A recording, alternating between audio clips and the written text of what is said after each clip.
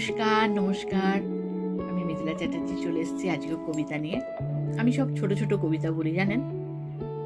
আজকে শোনাবো সাদাত হোসাইনের কবিতা, মানুষ এমন দুঃখ পেলে কার কাছে যায়। মানুষ এমন দুঃখ পেলে কার কাছে যায়, কার কাছে গিয়ে দীর্ঘশ্বাস কান্না লুকায়।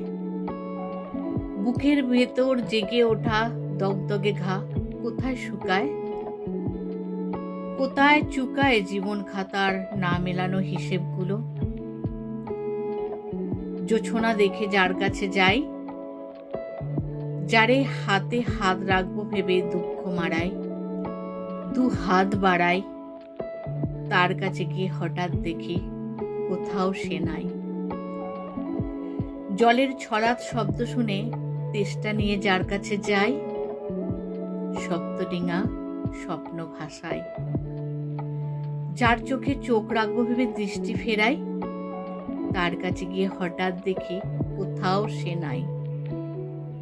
মানুষ হয়ে স্বপ্নরা তাই কয় উড়ে যায়, মানুষ এমন দুঃখ পেলে কার কাছে যায়, কার কাছে যায়।